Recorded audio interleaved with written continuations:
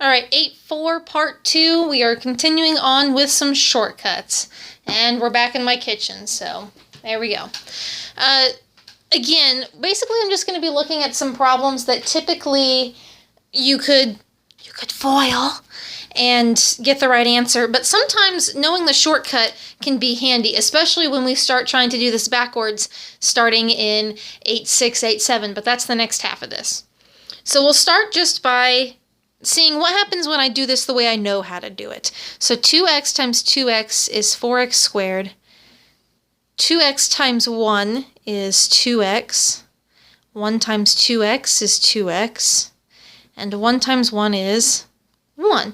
Hey, I noticed that when I did this, this was the same thing being multiplied by itself. Interesting.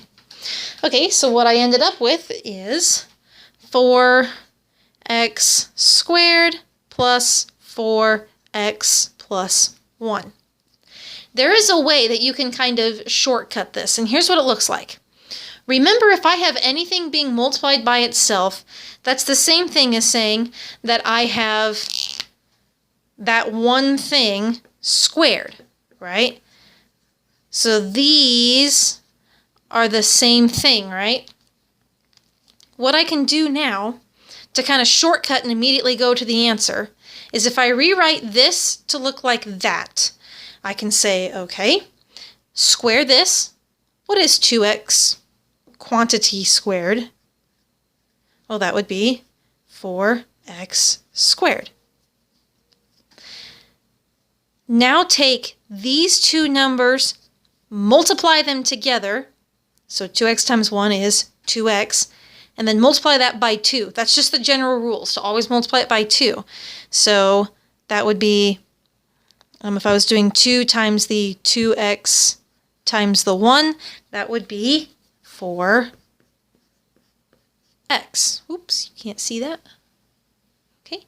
And then last but not least, take this number and square it. 1 squared is 1. Do you see how I ended up in the same spot?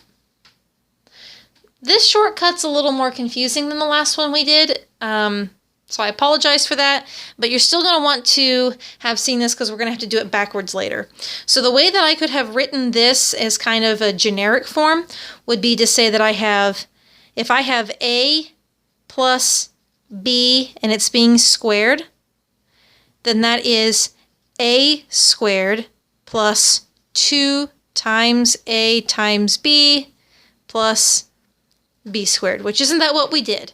We took the 2x and we squared it.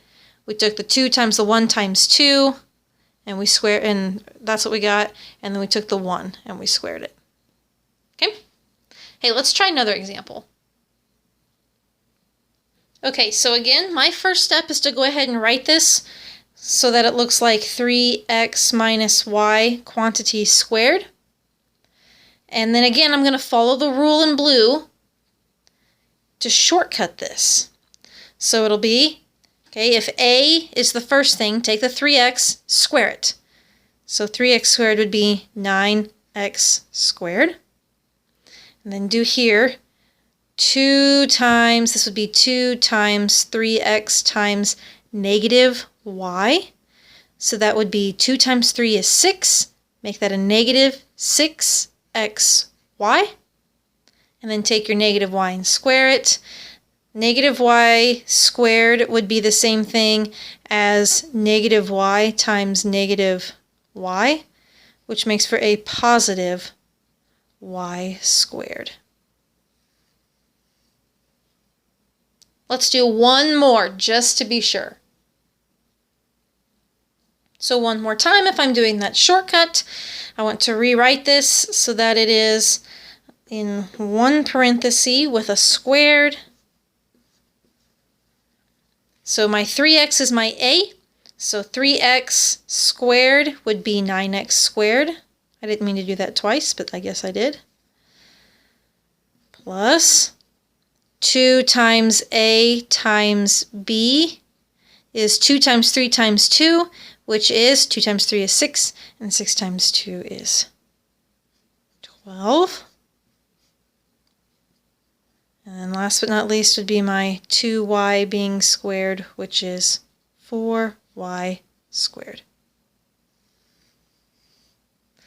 There's no delta math for this one. There wasn't for the last one either. But there is a teach me video option, and you can live video this one if you'd like. So, all right, thank you.